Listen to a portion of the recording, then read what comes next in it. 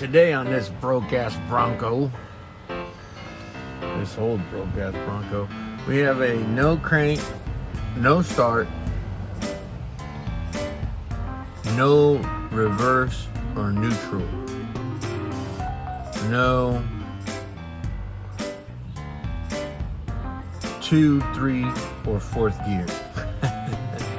And we know this because we turn the key to start it, and then we go ahead and jump it on the starter solenoid from the power to the start wire, not the big, not bridging the two, just the start wire. That's where our signal comes from, the park neutral switch. Once it starts, then we go to put in reverse and it just goes forward.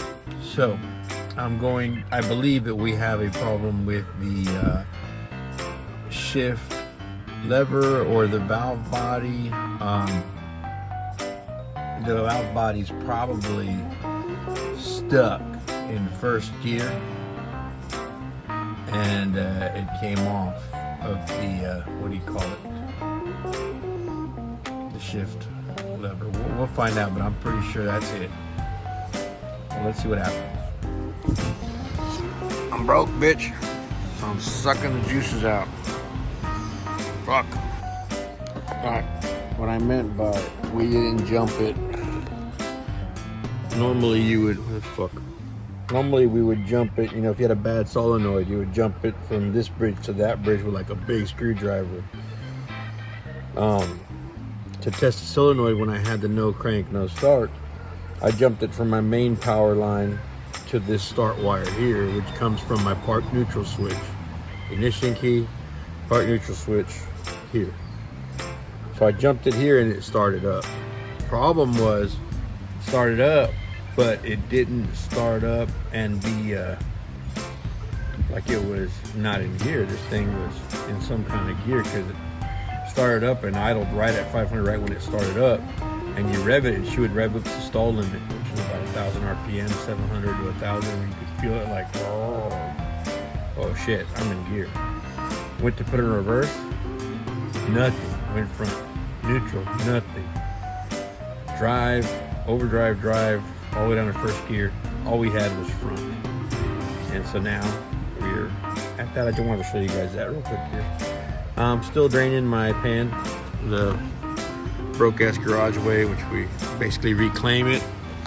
I'll reclaim it, I'll run it through a sock filter, like a 0 micron filter, and see how much of it comes out nice and pretty and clean. Make sure it doesn't smell burnt, and then I'll re-put it back in there. Man, I'm too broke, man. It's $140 every time I do this. You know, when we drop the pan, it just burn the oil. It's not gonna happen.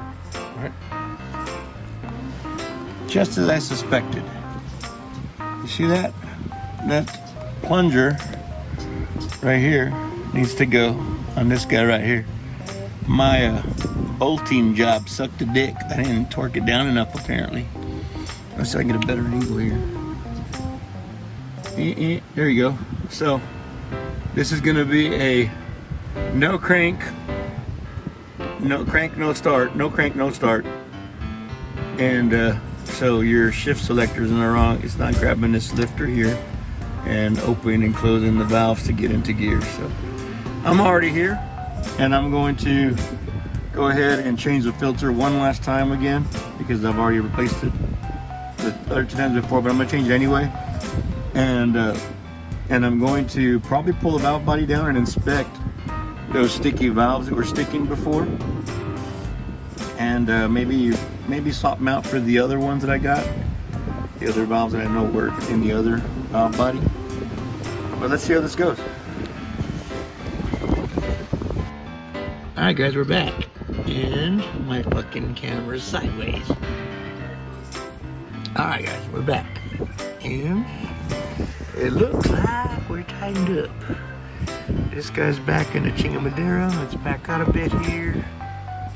Oh, I can't zoom out. Are you fucking with me? Anyway, so yeah, this guy is back where he needs to be at, and the new park neutral switch is back up there at the very top, and it looks like you know, kind of in the middle. This is the culprit right here. When I did my rebuild, you got to take this out to change the gasket that goes in here, the O-ring. And there's no, I couldn't find a torque spec for it, so I snugged it up, and then I wanted to be too tight to interfere with this, and that was a bad move on me. So then I went ahead and tightened it up, snugged it up, and then I gave it a couple of tappies with a chisel to flush tighten it, and now we're good to go. And then I changed out this proportioning valve here for my TV. It had a shift kit proportioner in it, and I didn't like it. It was sticking a lot, and so I'm gonna go back to the OEM with the green spring. Now we just got to put the new filter on. Make sure we got that gasket that goes here. Oh, sorry about that. The gasket that goes here, and then we don't snug these up too tight. They're just very kissable. Just very snug, not too tight, because I believe that this bolt here for the filter, if you over tighten it, you mess up this valve here. So just snug, and that's it. That should work. On the road again. It's dark, but that's because that's the time I left. It didn't take that long. Thanks, guys. Peace out.